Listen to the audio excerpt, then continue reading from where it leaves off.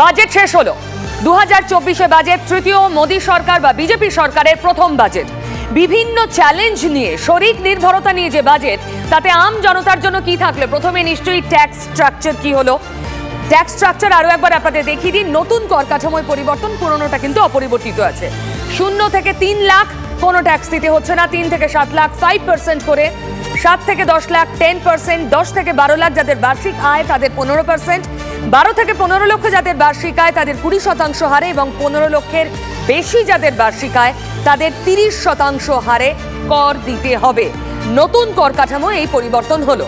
Standard deduction 50,000 থেকে বেড়ে 75,000 হলো। কিন্তু প্রশ্ন হলো, নতুন কর কাঠামোয় আগে 7 লাখ পর্যন্ত কিছু দিতে হতো না কর, তাহলে কি এবার সেটা কমে 3 হলো? 7 পর্যন্ত, মানে 3 থেকে 7 পর্যন্ত 5%ই দিতে হবে। এই ট্যাক্স স্ট্রাকচারের যে পরিবর্তন, সেখানে অনেক সময় অনেক বিভ্রান্তি থাকে, খুব একটা স্পষ্ট হয় না।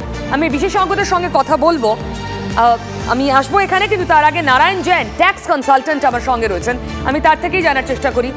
নারায়ণবাবু, যদি আপনি একটু বুঝিয়ে দেন, মানে এবার কি 7 যে আপার ক্যাপ ছিল সেটা কমে 3 হলো? না না, ওটা নিউ ট্যাক্স রিজিম জন্য 3ই ছিল, 3ই আছে না। সেম থাকলে আমরা তো জানি 7 অবধি কিছু ট্যাক্স দিতে হতো না। না না, আগে নিউ ট্যাক্স রিজিমে 3ই ছিল, এখন 3ই আছে। আচ্ছা, এটা 3ই ছিল। হ্যাঁ, তো 7 লাখ পর্যন্ত কত ট্যাক্স দিতে হতো? এখন যে 3 লাখ থেকে 6 লাখ টাকা পর্যন্ত ছিল 5%, ওটাকে 6 লাখ পর্যন্ত না করে 7 লাখ করে দিয়েছে। আর কোনো চেঞ্জ নেই ওটাতে। ওকে, আর বাকি ট্যাক্স আরেকটা আছে স্ট্যান্ডার্ড ডিডাকশন, যেটা আছে 50,000 ছিল, ওটাকে 75,000 করেছে ফর নিউ ট্যাক্স রেজিম। আচ্ছা আচ্ছা, যত টেলিভিশনে যত দেখাচ্ছে করছে সেরকম কিছু নেই। আচ্ছা, মানে আমি আর একবার বলে দিই আপনাকে নারায়ণবাবু, 0 থেকে 3 লাখ, এই 3 লাখ আয় পর্যন্ত কোনো ট্যাক্স দিতে হচ্ছে না নিউ ট্যাক্স স্ট্রাকচারে। নিউ ট্যাক্স স্ট্রাকচারে 3 থেকে 7 লাখ পর্যন্ত 5% দিতে হচ্ছে, এবার থেকে দিতে হবে। আগে ছিল 6 লাখ অবধি। আগে 6 লাখ পর্যন্ত ছিল 5%। আর বাকিটা অ্যাজ ইট ইজ যা ছিল তাই আছে। থ্যাংক ইউ নারায়ণবাবু, thank you. Narayan Jain tax consultant, তিনি খুব স্পষ্টভাবেই বুঝিয়ে দিলেন। অর্থাৎ একটু বেনিফিট পেয়েছেন, 5%, 3 থেকে 7 লক্ষ না, 3 থেকে 6 লক্ষ ছিল, এবার সেটা বেড়ে 7 লাখ করা হলো। এবার আমি আসছি মোদ্দা কথা। আমি সুপর্ণবাবু আপনাকে ব্রেকের আগেই বলেছিলাম যে পাঠক হ্যাক করে দিও না, আমি ওইদিকে তাকিয়ে বলেছি, মানে উনি বুঝেছেন সুপর্ণবাবু। আমি বলি, আচ্ছা, আমাদের সঙ্গে নতুন অতিথি আছেন, পরিচয় করিয়ে দিই, তৃণমূল নেতা কৌশিক বিশ্বাস। হ্যাঁ বলুন। আমি সুপর্ণ পাঠকদাকে আমি অনেক বছর ধরে জানি, এবং সুপর্ণ পাঠকদা যখন তুমি একটু স্ট্রাকচারটা ইন্ট্রোডিউস করার চেষ্টা করছিলে, খুব মানে সেই শব্দটা ব্যবহার না করেও সুপর্ণদা যেটা করলেন, সুপর্ণদা কিন্তু আবার সেই প্রোগ্রেসিভ ট্যাক্সেশনের দিকে ইঙ্গিত করেছেন। তার কারণ উনি প্রোগ্রেসিভ মানেটা কি? প্রোগ্রেসিভ মানে যার আয় যত বাড়বে তাকে বেশি কর দিতে হবে, এবং উনি রিডিস্ট্রিবিউশনের শব্দটা ব্যবহার করেছেন, সেটা আমরা সবাই শুনেছি, যারা দেখছেন তারাও শুনেছেন। প্রথম কথা হচ্ছে, আমি মনে করি যে সুপর্ণদার এই কথাটা অ্যান্টি মেরিট। তার কারণ আজকে যশস্বী জয়সওয়াল বা রিঙ্কু সিং বা মোহাম্মদ সিরাজ, তারা তার এবিলিটির জন্য গিয়ে ওখানে পারফর্ম করছেন। সুতরাং just because they are doing well, তাদেরকে বেশি ট্যাক্স আরোপ করতে হবে, যে আমার অন্য লোককে সেটাকে টাকা দিতে হবে, আমি সুপর্ণদার সেটা একমত নয়। 1, 2 হচ্ছে যে সুপর্ণদা, বাকিগুলো সুপর্ণদার সাথে ডিসএগ্রি করার কিছু নেই। না, মানে আপনাকে ওনার সঙ্গে একমত বা দ্বিমত হতেই হবে না, আপনি নিজের আমি বলছি দর্শকদেরকে আমরা তো দুটো অর্থনৈতিক আলোচনা তো করছি, দুটো স্কুলের আলোচনা হচ্ছে এখানে। রাষ্ট্র কোন নীতি ফলো করবে সেটার আলোচনা হচ্ছে, দুটো মানুষের মধ্যে সেটা রিফ্লেক্টেড হচ্ছে। তাহলে আজকে আমরা দুজনেই স্বীকার করে নিয়েছি, এই রকম অবস্থার মধ্যে দাঁড়িয়েও আজকে আমাদের অর্থমন্ত্রীকে খুব একটা টাইট রোপ ওয়াকিং করতে হয়। তার কারণ এই যে আজকে যেটা তুমি দেখাচ্ছিলে, আজকে আমরা জানি যে স্যালারি ট্যাক্স পেয়ারের সংখ্যাটা কিন্তু খুব কম, যাদের বাধ্যতামূলকভাবে টিডিএস কাটা হয়ে যায়। আরও আমরা অনেককে দেখি তাদের বাড়ির সামনে স্কডা অক্টিভিয়া দাঁড়িয়ে আছে, মার্সিডিজ দাঁড়িয়ে আছে, কিন্তু তার ইনকাম ট্যাক্স ফাইলটা হয়তো নেই, সেটাও কিন্তু আমরা দেখতে পাই। এবং এই সরকার এসে কী করেছেন, হয়তো রিটার্ন জমা দেওয়ার সম্ভব লোক বেড়েছে, হয়তো 7.7 crore পিপল তারা হয়তো রিটার্ন জমা দেন, কিন্তু দেখা যাচ্ছে মাত্র 2.4 crore তারাই কিন্তু এই স্যালারি টিডিএসের মধ্যে দিচ্ছেন। সুতরাং এই সরকারকে নির্ভর করতে হয় ইনডিরেক্ট ট্যাক্স বা পরোক্ষ করের ওপরে। সেখানে স্ল্যাবগুলো র্যাশনালাইজ করার চেষ্টা করা হবে, সেটা সরকাররা নিশ্চয়ই আলোচনা করে দেখবেন। 2, কেন্দ্রীয় সরকার, এটা কোনো বিজেপি সরকার আলোচনা করছি না, শতরূপার বিরুদ্ধে এটা ডাইরেক্টেড নয়, কিন্তু আজ কেন্দ্রীয় সরকারের কনস্টিটিউশনে একটা অ্যাডভান্টেজ আছে। কি অ্যাডভান্টেজ আছে? অ্যাডভান্টেজটা হচ্ছে তারা সেস বলে একটা জিনিস, যারা পেট্রোলে সেস লাগাতে পারে, যে কোনো জিনিসের সেস লাগাতে পারে এবং সেই টাকাটা তুলতে পারে, যেটা কিন্তু ডিভিসেবল পুল, মানে 15, যে কোনো ফাইন্যান্স কমিশন যখন বলেন ঠিক আছে আপনি 51% রাখতে পারবেন, 48% রাজ্যকে যাবে, 1% জম্মু অ্যান্ড কাশ্মীরে যাবে, এই সেসটা কিন্তু ডিভিসেবল নয়। সুতরাং আজকে যেটা সুপর্ণদা সঠিকভাবে বলেছেন, যখন রাজ্যগুলোকেও এগিয়ে আসার কথা বলা হচ্ছে, আজকে রাজ্যগুলো ধুঁকছে কেন, যে কোনো রাজ্য, সেটা বিজেপি শাসিত রাজ্য হতে পারে, কংগ্রেস শাসিত, তৃণমূল শাসিত হতে পারে, সেটা কিন্তু তারা ঢুকছে। সুতরাং আজকে কোঅপারেটিভ ফেডারেলিজমের জায়গায় দাঁড়িয়ে ঠিক কিভাবে দুটো সেন্ট্রাল গভর্নমেন্ট স্টেট গভর্নমেন্ট কাজ করবে সেটা এক ব্যাপার। দ্বিতীয়, এখানে আরেকটা ইম্পর্টেন্ট জিনিস যখন পশ্চিমবঙ্গে আলোচনা করছি, আরবিআই 2023 সালে ফিসকাল হেলথ অফ স্টেটস বলে একটা রিপোর্ট বার করেছিল। সেখানে বিহার, অন্ধ্রপ্রদেশ 1-2 নম্বর স্থানে ছিল, তাই জন্য তারা আজকে প্যাকেজ পেয়েছেন দেখা যাচ্ছে। বাংলা কি আমরা শুধু সেই জন্যই ভাববো নাকি এই দুই শরিক হচ্ছে সরকারটা টিকিয়ে রাখার দুটো পিলার, তাদের কথা না ভাবলে আর চলবে না? তুমি তো পিউ ঠিক বলছো, কিন্তু আমি বলছি যে আজকে সেই দুটো রাজ্য স্ট্রেস রাজ্য, আরও 2-3টে রাজ্য কারা স্ট্রেস রাজ্য। কেরালা স্ট্রেস রাজ্য, যারা 10,000 কোটি বাইরের বাজার থেকে তুলতে চাইছে, সুপ্রিম কোর্টে একটা মামলা চলছে। তার কারণ কনস্টিটিউশনের 293 ধারা আছে এবং 293 ধারা ব্র্যাকেটে 3, সেখানে কেন্দ্রীয় সরকারের একটা কিন্তু অনুমতি নিতে হয় যে যদি বাজার থেকে আমি করতে চাই এবং লিমিট ক্রস করে গিয়ে থাকি। পশ্চিমবঙ্গ সরকার তারা প্রায় 6 লক্ষ কোটি টাকা তাদের ঋণ হয়ে দাঁড়িয়েছে এবং তাদেরও অবস্থা খুব খারাপ। সুতরাং এই রকম রাজ্য যদি কোনো সেন্ট্রাল গভর্নমেন্ট থেকে স্কিমও আসে যে ঠিক আছে আমি আপনাকে একটা ইন্টারেস্ট ফ্রি লোন দিচ্ছি, তারা তো করতেই পারবে না এগুলোর অ্যাডভান্টেজ। সুতরাং তাদের নিজের রিসোর্সের ওপরেই তাদের নির্ভর করতে হবে। এবং last but not the least, যে কোনো সরকার অসত্য বলা থেকে বেরিয়ে আসুক। আমি প্রধানমন্ত্রী মোদীকেও ধন্যবাদ জানাবো, কারণ 2014 সালে তিনি 2 কোটি চাকরি বলতেন, আজকে আর বলেন না। সেই জন্য আমি তার কাছে প্রচণ্ড কৃতজ্ঞ যে তিনি সেটা বলছেন না, তিনি বাস্তবিকতাটা বুঝে গেছেন। আমি এই রাজ্য সরকারকেও বলবো যে ডবল চাকরি এইসব শব্দগুলো ব্যবহার না করতে। বেসিক জায়গা হচ্ছে কর্মসংস্থান, উৎপাদনশীলতা বাড়লে কর্মসংস্থান কমবে, ইনফর্মালাইজেশন হবে এবং বিজেপির সংকল্পপত্রে গিগ ইকোনমি আমরা আজকে দেখতে পারি, ফ্লিপকার্ট হতে পারে, জোম্যাটো হতে পারে, সব জায়গায় সেখানে। সুতরাং সরকারকে কিন্তু এই যে গিগ ওয়ার্কার আছে তাদের সুরক্ষা বা তাদের সেফটি নেটের জন্য একটা কিন্তু পয়সা অ্যালোকেট করতে হবে বলে আমি মনে করছি।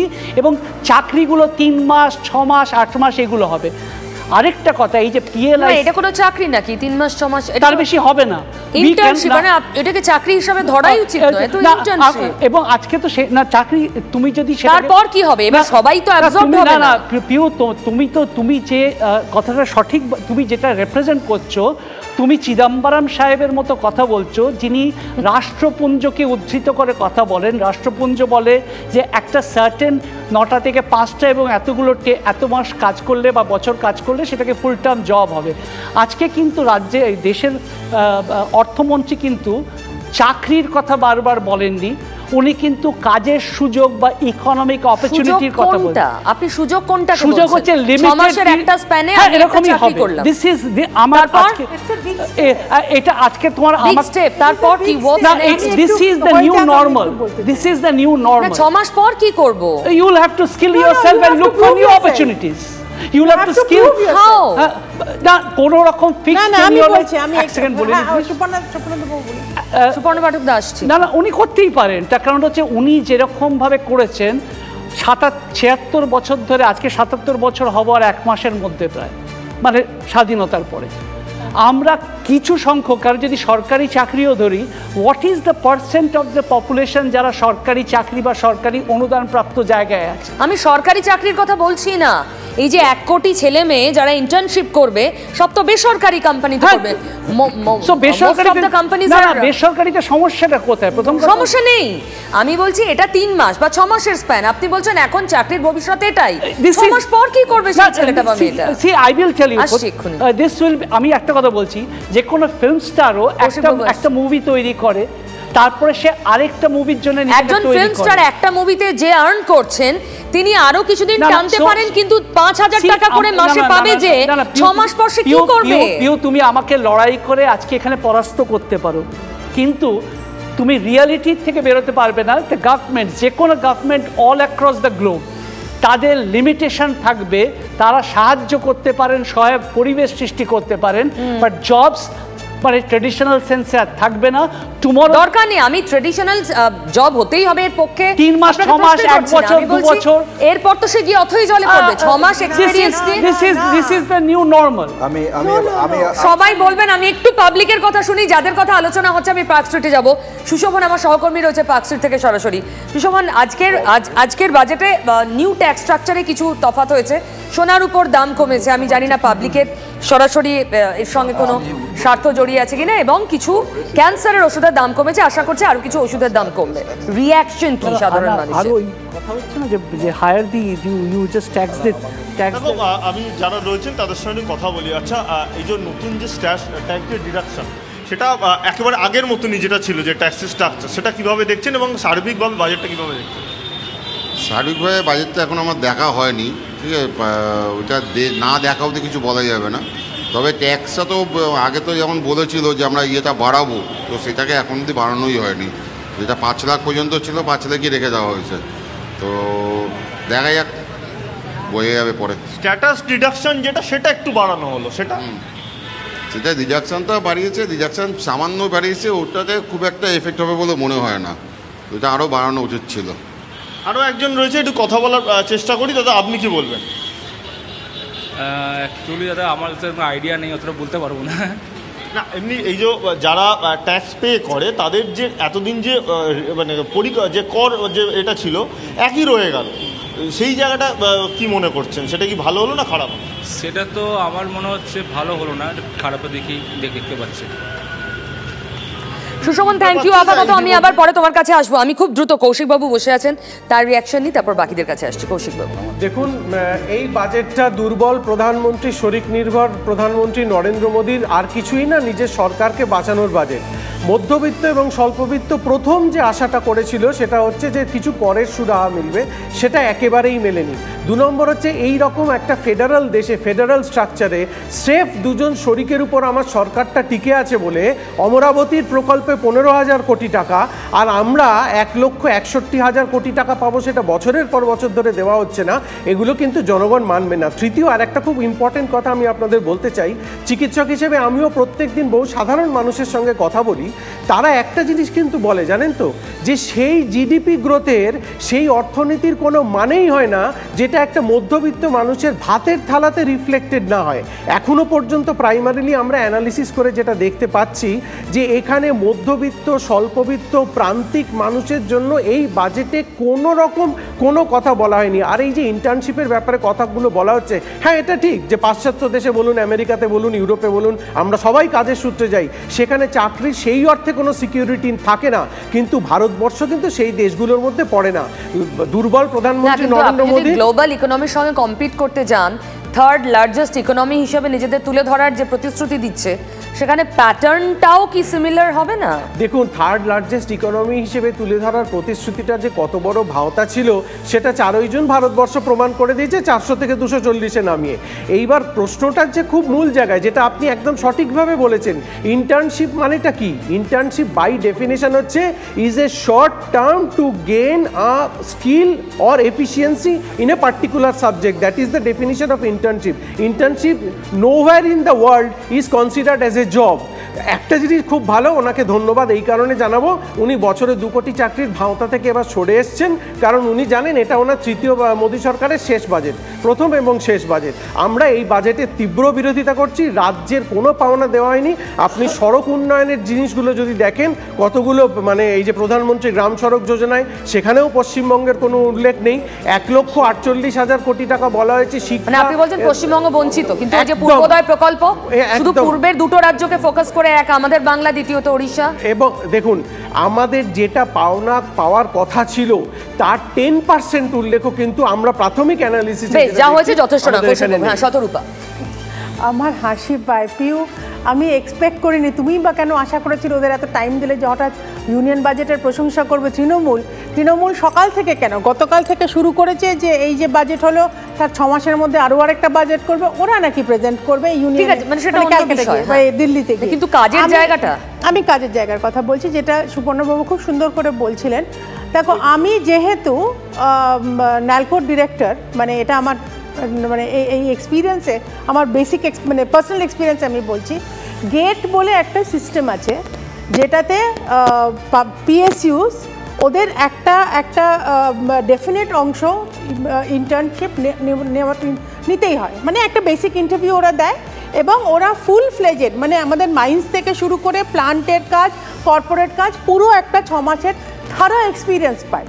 এবং আমি এটা বলতে পারি যে এই ধরো যারা আমাদের যাদের আমরা ডেফিনেট রিক্রুট করতেই হয়, মানে it is compulsory for every PS. দেখুন, ইন্টার্নশিপের আইডিয়া পাওয়ার জন্য ইন্টার্নশিপ, যাতে ফার্স্ট হ্যান্ড এক্সপেরিয়েন্সটা হয়। আপনার এক মিনিট, যে কোনো কোম্পানিতে আমি ধরে নিচ্ছি তর্কের খাতিরে, যদি 20 জন ইন্টার্ন কাজ করে, ইন্টার্নশিপ করলো 6 মাসের স্প্যানে, 20 জনকেই তো কোম্পানি অ্যাবজর্ব করে না এমপ্লয়ি হিসেবে। হার্ডলি সেখান থেকে খুব বেশি হলে 5 জন 6 জন, বাকিরা কি করবে? একটা জিনিস তো মানতে হবে, কেন্দ্র সরকারে যেই থাকুক, সারা জীবনটা তো কেক ওয়াক নয়, প্রতিটা জীবনের প্রতিটা অংশে নিজেকে প্রমাণ করতে হয়। তো সেই প্রমাণ করার এদেরও প্রমাণ করতে হবে। বহু লোককে আমরা অ্যাবজর্ব করি, ন্যালকো অ্যাবজর্ব করে, মানে ইন্টার্নশিপের সুযোগটা এনশিওর করা হলো, অফ কোর্স, সব এবং সেটা তার ভবিষ্যতের ভিত গড়বে। সুপর্ণ পাঠক বলতে চাইছিলেন। এক সেকেন্ড, আমার জাস্ট একটু শেষ করতে দাও। জন্মের সময় থেকে every individual has to keep on proving himself. তো সেই প্রমাণ করাটা তো করতে হবে। না, সেই দায়টা ধরুন আমি একজন ইন্ডিভিজুয়াল, আমাকে প্রমাণ, ঠিক যে কেন্দ্রীয় এই বিষয়ে তো সংশয় নেই। ইন্টার্নশিপ শতরূপা এখনো যারা চাকরি করছেন, দে আর প্রুভিং देयर ক্যাপাবিলিটিস, তাই তারা চাকরি করছেন যে কোনো ফিল্ডে, সরকারি বেসরকারি। যারা ইন্টার্নশিপ করবেন এর আগে সরকার তাহলে এটাকে কর্মর সুযোগ তরফ থেকে বিন্দুমাত্র শতরূপা প্লিজ কর্মসংস্থান হিসাবে কোট আনকোট নিশ্চয়ই দেখাবে না, এটা একটা অভিজ্ঞতা সঞ্চয়ের সুযোগ দেওয়া হবে যারা ভবিষ্যতে চাকরি খুঁজছেন তাদের জন্য বা কাজ খুঁজছেন তাদের জন্য। সুপর্ণ পাঠক হায়ারিং ক্যাপাসিটি বাড়িয়ে দিয়েছে, সমস্ত যারা প্রাইভেট কোম্পানি তাদের হায়ারিং ক্যাপাসিটি বাড়িয়ে দিল because they are extending loans. এটা সবকিছু can't be a cake walk, সে যেই থাকুক সরকারে। সুপর্ণ পাঠক, একটা জায়গায় তোমার নিজেকে প্রমাণ করতে হবে। পিউ, সুপর্ণদা বলার আগে আমি সুপর্ণদার অনুমতি চেয়ে নিয়েছি পিউর সাথে একটা কথা বলার জন্য। পিউ, আমি একটা খাতি কথা তোমাকে বলতে চাই। তুমি লাস্ট কথাটা এক্ষুনি যেটা বললে যে সরকারি বা বেসরকারি ক্ষেত্রে যারাই কর্মরত আছেন তারা প্রত্যেক দিনই যোগ্যতা প্রমাণ দিচ্ছেন, সেই নিয়ে কোনো নেই। কিন্তু যারা সরকারি ক্ষেত্রে বা সরকারি অনুদান ক্ষেত্রে কাজ করেন সেখানে কিন্তু একটা টেনিওর বেস আছে, মানে you continue for a tenure until unless there certain specific condition then you can lose the job. কিন্তু প্রাইভেট সেক্টরে you have not a single day's guarantee also that you will be moving towards the next day. So there is a fundamental difference between government sponsored jobs and private jobs. এটা আমার খালি সুপর্ণদা বলার আগে একটু সুপর্ণদার অনুমতি নিয়ে বলে দেওয়ার চেষ্টা করেছি। খুব বেশি কিছু বলার নেই। সুপর্ণ আমার ভাতৃ প্রতিম, আমাকে গালাগাল দিয়েছে, কারণ এখন তো নেহরুভিয়ান হওয়াটা গালাগালি। আমি অর্থনীতির ছাত্র ছিলাম, তো প্রগ্রেসিভ ট্যাক্সেশন তো এখনও আছে, আমরা তো করতে পারি না। Slab based taxation is also progressive taxation. Secondly হচ্ছে যে transfer of wealth through the fiscal means, সেটা গ্লোবালি অ্যাকসেপ্টেড। আমেরিকার মতো একটা মার্কেট ড্রিভেন ইকোনমিতেও ওয়েলথ ট্যাক্স আছে, ইনহেরিটেন্স ট্যাক্স আছে। let's না not না না, talk আমি about এক second, Pitroda, but he's just না না, আমি সাম্পিত্র, Inheritance না tax না, এই দেশে acceptable। এইখানে এই প্রবলেমটা আমি এই জন্য টিভি চ্যানেলে আসি না, যে তোমাদের একটা ব্র্যান্ডিং করার স্বভাব হয়ে যায়। এই মানে জেনারেলি যে তুমি আমাকে সাম্পিত্রদাটা তুলে দিলে, আমি সাম্পিত্রদা নই। দাঁড়া আমাকে ক্লিয়ার করতে, আমাকে ক্লিয়ার করতে। সেকেন্ডলি, নেহেরু, আমি ডোল ইকোনমি নয় এটা আমি প্রথম থেকেই বলছি। আমি যখন ইকুইটির কথা বলেছি, আমি তখন বলেছি ক্রিয়েশন অফ অপরচুনিটিস। আজকে যদি আমার কাছে, সেই জন্য আমার একদম বক্তব্যের শুরুতে বলেছি যে শিক্ষা ব্যবস্থায় আমার যদি টাকা না থাকে, তাহলে আমি এমন কোনো শিক্ষা প্রতিষ্ঠানে ছেলেকে পড়াতে পারবো না যেখানে গিয়ে সুশিক্ষিত হতে পারে সে। এমনকি আজকে আইআইটিতে পড়াতে গেলেও সাধারণ মানুষ তার নাভিশ্বাস উঠে যায়, কারণ 4 বছরের কোর্সে মোটামুটি 11 থেকে 12 লক্ষ টাকা খরচ হয়, যেটা বছরে দাঁড়ায় অ্যাপ্রক্সিমেটলি 4 লাখ টাকা। একটা লোক যে 2,40,000 থেকে 3 লক্ষ টাকা মাইনে পাচ্ছে, তার পক্ষে সেটা প্রবলেম হয়ে যায়। লোন নিয়ে পড়ালে সে লোন নিয়ে পড়তে পারে, কিন্তু লোন বার্ডেনটা তার 15 বছর ধরে টানতে হয়। প্রশ্নটা এইখানে, আমি দুটো কথা খালি বলেছি, সেটা হচ্ছে ফিসকাল ডিসিপ্লিন এবং ফিসকাল। সরকার কেন করটা তোলে? সরকার তো আর বড় লোক হওয়ার জন্য কর তোলে না, সে কর তোলে নাগরিকের বেনিফিটের জন্য। ফলে ট্রান্সপারেন্সটা থাকেই, এটা ফিসকাল নিয়ম, এটা সমস্ত অর্থনীতিতে মেনে নেওয়া আছে।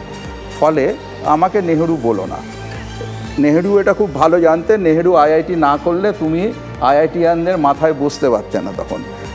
ফলে এটা আমাদের মানতে হবে। আমি কিন্তু বারে বারে বলছি, এখনও বলছি, সরকারের কাছে বড় চ্যালেঞ্জ হচ্ছে এমন অপরচুনিটি ক্রিয়েট করা যা সবার কাছে অ্যাক্সেসেবল থাকবে, কিন্তু সেই অপরচুনিটি সেই পাবে যে স্কিলড এবং capable of accepting that opportunity. সোজা কথায় বললে পিউ, তুমি কেপেবল, তুমি ওই চেয়ারে বসেছো, তার মানে এই নয় যে অন্য আরেকটা লোক তোমার সঙ্গে কম্পিট করে ওই চেয়ারটা দখল করতে পারবে না। আমি সেই সিচুয়েশানটা তৈরি করার কথা বলেছি অপরচুনিটি শুড বি ইউনিভার্সাল। হ্যাঁ, এটা খুব ভালো, এটা ব্যাখ্যাটাও শুনতে ভালো লাগলো। কিন্তু এই পুরো বিষয়টার সঙ্গে আমাদের মতো দেশে, যেখানে মানে শিক্ষার সুযোগ পাওয়াটাও একটা চ্যালেঞ্জ হয়ে দাঁড়ায়, এমন বহু পড়ুয়া আছে, বড় অংশের পড়ুয়া, সেখানে অনিশ্চয়তা শব্দটা খুব ওতপ্রোতভাবে জড়িয়ে যাচ্ছে না? একদম 100%। এইটা বড় চ্যালেঞ্জ, এটাই তো আমি বারে বারে বলে আসছি। আমি একটা সাধারণ, আগে যেটা ছিল না এখন সেটা তৈরি হয়েছে, আজকে সাধারণ স্কুলে পড়ে সেই ছেলেটার সামনে কিন্তু কয়েকটা এক্সেপশনস ছাড়া হার্ডলস আর হিউজ। হ্যাঁ, সবাই হাত তুলে আছেন। আচ্ছা, সুপর্ণ পাঠকের পর সুপর্ণ মৈত্র। আমি সুপর্ণদাকে জিজ্ঞেস করতে চাই একটা কথা। সুপর্ণদা বরাদ্দের কথা বলেছেন, সুপর্ণদা বলেছেন যে শিক্ষাক্ষেত্রে বরাদ্দের কথাও সুপর্ণদাকে বলেছেন। আমি সুপর্ণদাকে, এবং সুপর্ণদা ঠিক করেছেন, একমাত্র পিউ একটি মাত্র রাজ্য যেটা তারা সক্ষম হননি, কিন্তু সেই রাজ্যকে আমি এখানে বসে কুর্নিশ জানাতে চাইব। সেই রাজ্যের নাম হচ্ছে তেলেঙ্গানা।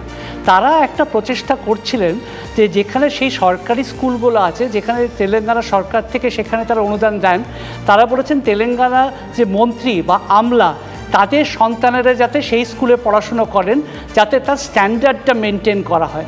আজকে আমরা বারবার আমাদের বুঝতে হবে আমরা কি শিক্ষার উন্নতি বা লার্নিং আউটকামে চাইছি, নাকি আমরা শিক্ষক 34 বছরের পার্মানেন্ট শিক্ষকের জবের জন্যে শিক্ষা প্রতিষ্ঠানগুলো খুলে রেখেছি। সুতরাং যদি স্টুডেন্টের ইন্টারেস্ট হয়, দুটোই পারপাস, কিন্তু না এটা আজকের দিনের বাস্তব। স্টুডেন্ট কেন্দ্রিক হলে লার্নিং আউটকামসটা এনশিওর করতে হবে। এবং ভারত একবারই পিজাতে, আচ্ছা আমি আবার আসবো, আলোচনা একটু থামাতেই হচ্ছে। আজকের বাজেট নিয়ে বিরোধীরা কি বলতে পারে মোটের ওপর আন্দাজ আপনি করেছেন। শুনুন আমাদের রাজ্যের ফিরহাদ হাকিম আর উত্তরপ্রদেশের अखिलेश यादव কি বলেছেন। अब मान लीजिए सरकार बचानी है तो अच्छी बात है कि बिहार को, आंध्र प्रदेश को कुछ विशेष पैकेज या विशेष योजनाओं से जोड़ा गया है। 10 साल में जो इतनी बेरोजगारी बढ़ गई उसको कैसे कम करें, और वो भी आधी अधूरी नौकरी से। आप 2 साल की, 1 साल की या कुछ ट्रेनिंग करा करके नौकरी या रोजगार का सपना दिखा रहे हैं। देश का नौजवान अपना भविष्य बनाने के लिए पक्की नौकरी चाहता है, और फिर जो आधी अधूरी नौकरी है क्या उसमें आरक्षण होगा? এই বাজেটটাকে আমি নীতিশ নাইডু তেল দেওয়ার বাজেট, অর্থাৎ NDA Nitish Naidu dependent alliance এবং নরেন্দ্র মোদীজির কিছু করার নেই, তাদের ছাড়া হবে না। কিন্তু সারা ভারতের কী হবে, ভারতের কৃষকের কী হবে, 100 দিনের কাজের কী হবে, আবাস যোজনার কী হবে, কোনো দিশা নেই বাজেট।